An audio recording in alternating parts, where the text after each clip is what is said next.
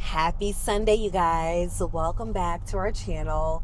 We are having a relaxing Sunday, and we started thinking about a question that, well, I know I'm getting asked this question a lot, and it's in regards to having baby number 4.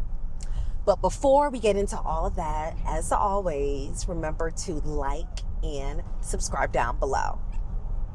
So we were talking earlier, recently by patients, colleagues, neighbors, I'm always getting asked a question about when are you having baby number 4? Our little one just turned 2 about a week ago. We actually celebrated his birthday yesterday, and we'll tell you guys about that in another video. And you can hear him in the background, very vocal. They can see him too. And you can see him too, yes. And it's been a debate for us about should we add another one to the bunch. Now, let me ask you, have you been asked a lot of times, maybe it's more of a lady thing, about having an additional child? Yeah, it comes up. People ask me. Now, I don't have a big friend group, but people, work functions and stuff like that. We start talking about family and the fact that we have 3 kids, and they're always asking about, are you gonna have another one? Yeah, and it kind of depends on the day for me about how I feel about it, right? There's definitely pros and cons to adding additional little one to our family. When I'm thinking about the pro side of it, of course, right? I think Charles and I both love kiddos, and our older kiddos are 8 and 7. Like I said, baby Elijah just turned 2, and they all play great together. But it is a little bit different compared to when you have children closer in age. For example, our 8 and 7-year-old are thick as thieves. They fight, but they also play really well together. And I thought it would be lovely to have another little kiddo that is close in age to our younger one. And what's the other consideration that you're thinking of with that?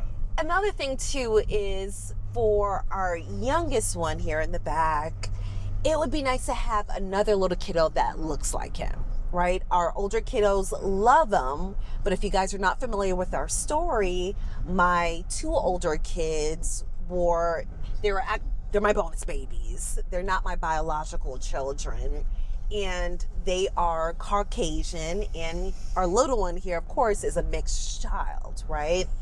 And so in appearance, he looks very different from his siblings. And I think sometimes when you are the only child that looks different, or you look very different from your siblings, that can sometimes cause, what can I say? You can feel not really isolated, but you just feel different. And I think sometimes it's a little difficult for a child to reason out, so to speak. So I thought it would be the perfect balance if we had another child that also looks like him. I don't know. What are your thoughts in regards to that? No, I think that's 100% right. The only things that I think of when it comes to another child are time. Well, let's start with what do you think are the pros, and then we'll both go to the cons. Oh yeah, so I 100% agree with you about when to have another child. I love kids, and I want to have young kids around forever. I think they're great, and I can't wait to be a grandparent to our kids' kids. That's just that idea makes me really happy. So from the pro side, little kids are great. And also, as you mentioned, the fact that it would help baby man with regard to, I think, identification. Okay, that's a good word. Yeah. If he had a sibling who looks like him, because as you mentioned, he doesn't look exactly like me. He doesn't look exactly like you. Mm-hmm. And in the area where we live, there aren't a whole ton of black people. It's not. and so now I see a number of mixed kids around, but certainly not prevalent. Correct. Correct. And then, so yes, definitely some pros to adding a little one to the family, but then there's the cons, of course. And I think a big one for myself, and probably for both of us, is support. And when I'm talking about support, right now we have a au pair, which is kind of like a live-in nanny from another country. And the one that we have now is great. Usually they're with us for about 1 to 2 years is usually the max amount of time. Usually 1 year. Usually 1 year, but sometimes 2 years. Our current au pair, I think, wants to extend for another year. So that will be a total of 2 years. But with that, they can only work 45 hours max. And which actually is a lot of hours. It's a lot of hours, but Charles and we work full time. And when I say full time, sometimes we go beyond a 40 work week, right? Oh, yeah. I'm a primary care physician. Charles is an actuary. He works from home. So there's, he gets some say with what the kiddos are doing at home, but it's still very difficult for us to manage our work, 3 kiddos, especially a younger one who has a lot more needs. Our older kiddos are getting more independence, which I think is good. But as you would expect with a toddler, he needs that much more supervision and care. And our older kids are 8 and 7, so Yeah. they're not exactly on the self-supervised track. No, they still need some supervision, but they have a little bit more independence in that regards. Yeah. And we need, there's weekends, there's evenings. Our older kiddos are now involved in karate. There's, extracurricular activities. And so time is a big thing, right? And we want to make sure that we allocate the appropriate time to each kiddo where they don't feel neglected and where we can be active and engaged parents. And we don't really have much extended support. Charles, my father-in-law, Charles' dad, lives on the same property as us. And, he helps provide some supervision. He can watch the older kiddos, but he is 85, right? And so, of course, you can't ask too much in that regards. And we were talking about, at least for me, I hear a lot of YouTubers or some of the social media girls that I follow, they have grandparents that can take the kiddos for a week or 2 or watch the kiddos on the weekend. And we hate them. We do not. But, we were just thinking, how great would that be if we can, go on a trip for a week or, go away for a weekend, right? Without thinking about who can we trust to watch all 3 of our kiddos. And I get it. I'm sure a lot of parents go through that, but adding 4 to the bunch, I don't know. I think that would be a struggle as far as time-wise, getting the childcare that we need. What are your thoughts on that, Charles? Well, I agree. I think that... And a lot of stress for Charles, because we were talking about Charles is an actuary and he works from home.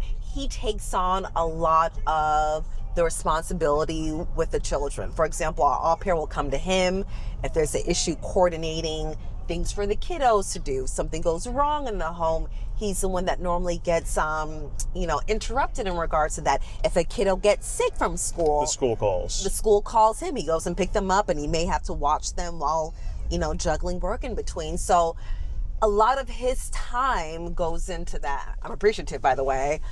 So that's another consideration. I'm sorry I cut you off. Oh, that's okay. Yeah. Yeah, so as far as having a 4th kid, it's difficult right now. Well, I wouldn't say it's difficult. It's not super easy for us to get childcare in the first place. So Yeah. When we're trying to recruit au pairs to come over to be with our family, a lot of the time with 3 kids, we get rejected by potential au pairs. They say, oh, that's too many.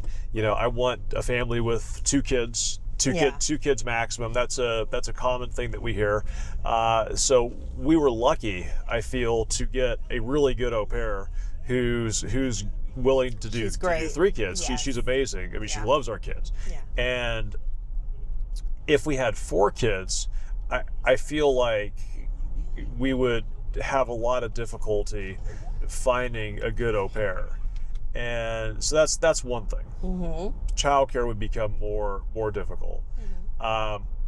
Outside of that, the things that I have to do to kind of pick up the slack when the kids need to go to the doctor, I'm usually taking them. When they go to the dentist, I'm usually taking them. I usually take PTO the times when those things need to happen, or when the kids have the day off of school. Like for example, it was Good Friday last Friday, and so now my regular work had a half day anyway, but I took off to watch the kids. So that kind of falls on me now, and we've talked about this, about like, if we had another kid, would one of us be willing to give up their career to become a stay-at-home parent, really? Because neither one of us is a stay-at-home parent. Right. I am a work-from-home parent, and I don't think that either one of us wants to give up their career to take care of kids. We love kids, but I don't think that either one of us wants to sacrifice that just to add one more to the mix. And as Z said, the grandparent support is a really big thing. We don't have it. If you're a grandparent and you could provide support to your kids and watch their grandkids, you're doing something amazing. Yes. Because that's something that money can't buy. We literally, it doesn't matter how much we spend, we can't go out and pay somebody to take care of our kids while we go out of town and have the peace of mind that we would have if we had a grandparent watch our kids. Correct. For example, my nephew is getting married in France this year. We really wanted to go to France. It's not a money issue. It's not a being able to get off of work issue. It's a we don't have childcare issue, and that's why we're not going to France. So yeah, if you have grandparent support, thank them. If you are a grandparent, help your kids out, because that's more. It's worth more than money. It really is. Correct. And one other, I think, major con for me, and I think this is also true for you too, age. I am 38, a very youthful 38. And do you mind saying your age? Yeah, so I'm going to turn 45 this year. The big 45. And granted, I think, I'm exercising, I'm trying to stay on top of my health. I think about having another child or pregnancy, right? There's all kinds of complications that may occur as you approach 40 for ladies. And I start thinking about having the energy as far as having a healthy pregnancy. And then I also think about, as our little one gets older, I don't want to be, how old would I be? I don't want to be going into my 50s having a young one, ideally, right? There's a portion of my life where I would like to still be semi-youthful and be able to explore the world. I think that's an important aspect for me. And that's no offense to, ladies that have children at age 45 or 44. I think for every lady, it looks different in that regards. But as I get into my late 40s, early 50s, it would be nice to either have older kiddos where, we can travel more, or even, feel comfortable leaving them at home for a short period of time. I think that is something that I think about too on a regular basis. What about you? Yeah, I have hobbies. I have things that I like to do. It would be really cool to be able to allocate more time to that stuff before I'm so old that it's not fun. And so yeah, that's something that I think about. And now, if I had to say, oh, do I like my hobbies more than I like kids? I like kids. But, and now if we were, let's say we were having our first kid, we were talking about having our first kid, then 100% absolutely at 45, 46, I want to have a kid. But we're talking about having number 4. And so that becomes a little bit of a different framing in my mind. It's like, do we really need number 4? I mean, you don't need, but I think about the want for it, Yeah. right? You don't need. So I guess with all of that, where do you stand right now? I know it can change. Where do you stand right now with adding a little one to the bunch? Well, I know we're not exactly trying not to have one. Correct. And so the way I feel is I feel like we should continue doing exactly what we're doing, and let's let life figure it out for us. I think I'm kind of there too, actually, with you. We don't always agree, but I think I'm kind of in agreement right now. We're not trying to prevent adding a little one, but we're not focused on that. With our last one, it took almost 2 years, I think, to conceive. We went to a fertility specialist. We were ready to undergo, IUI, IVF, medical assistance. Like, we were really focused to have him, right? I wanted to make sure I was taking my proper supplements. I was taking my baby aspirin, just all the things. I was tracking ovulation. Right now, I'm doing none of that, right? Some days I think, I want to have a little one. And other days I'm just like, we're just starting to get good sleep again. Like, Most nights. No more. So I think it gives me comfort with just letting whatever happens happen, right? And it also makes me happy. I was getting a little depressed or stressed when we were trying to conceive our last one. And so I think doing it this way, I'm happy if we just have a trio. I don't think I would be mad if we end up with, 4 little ones. And so I think this gives me some content with just letting the universe kind of decide for us. Mm-hmm. Would you be in agreement in that? Yeah, absolutely. I mean, if we added a 4th, I could pivot. One of the blessings, if you will, about my work situation is that I can reshape it how I want. Maybe I don't be an employee anymore. Maybe I just be self-employed, and that'll enable me to wrap things around having 4 kids a little better. I don't know. I think we would figure it out. Yeah. Moral of the story. So I just want to make sure that we're not stressing ourselves out to some degree in that regards. But I think we would figure it out. Yeah. But anyway, that was our thoughts about having baby number 4. Let us know below. What are your thoughts? Should we add one? Should we not? Did you guys have the same type of,